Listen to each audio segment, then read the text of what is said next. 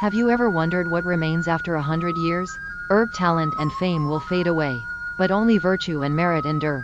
Listen to Gong Living Buddha and discover how to find peace and purpose amid life's impermanence.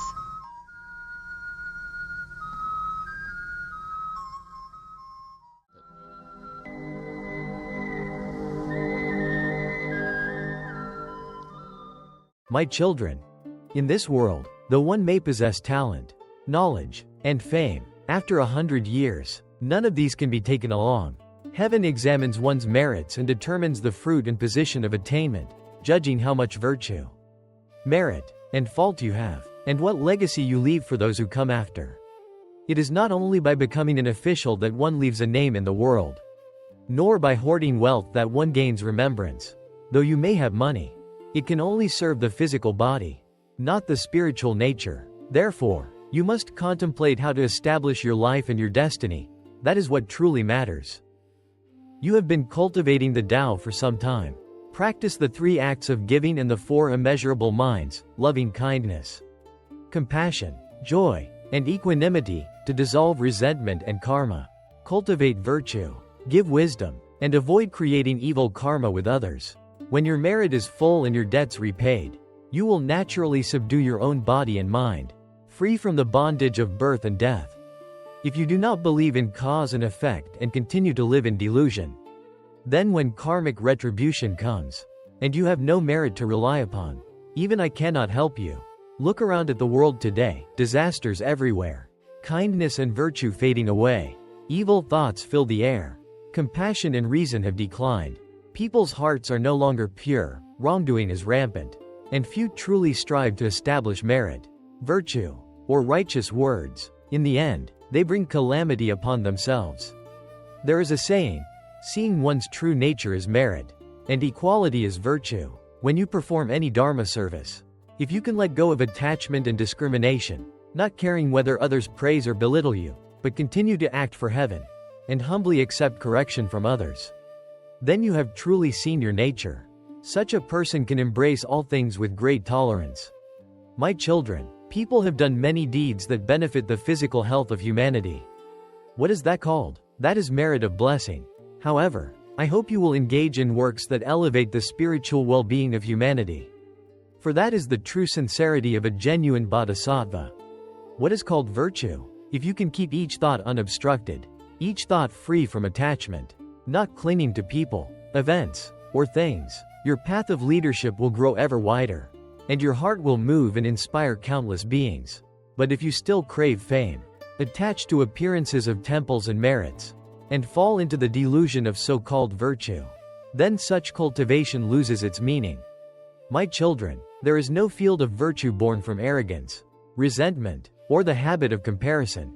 Only the seeds of virtue that arise from purity, compassion, and gratitude are true merit.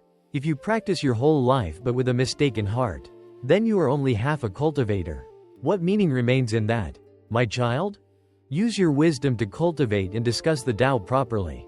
Do not think that simply burning incense and bowing your head is enough. If you refuse to correct bad habits and temperaments, then even 10,000 bows bring no virtue. When you burn incense and bow, if resentment, harshness, and jealousy still dwell in your heart, how can there be any merit? If someone owes you a little money and you refuse to let go, is that harshness or magnanimity?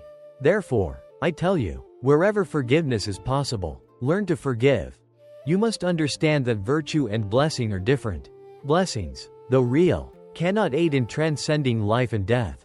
Only complete and perfect virtue can help you transcend the cycle of birth and death. A true cultivator does not cling to how much merit they have accumulated but reflects on how much virtue they have nurtured. If you cling to the image of merit, your spiritual life will lose its firmness and truth, becoming lost in illusion, and you will find it difficult to escape the wheel of rebirth. I tell you, the true success of the future does not lie in your talent or ability, nor in how many you have guided or how profound your teachings are, and not in your status or the size of your temple. It lies in the depths of your heart. When your heart manifests outward as greater compassion, deeper humility, and broader tolerance than others, you can act with fairness, embrace all, and live in harmony. Therefore, make vows and fulfill them. Cultivate deeply within the true mind.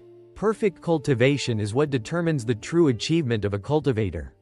My child, you must follow the flow of wholesome affinities. Never go against them. For you have come to this world carrying your vow, born through your own resolve, so never belittle yourself.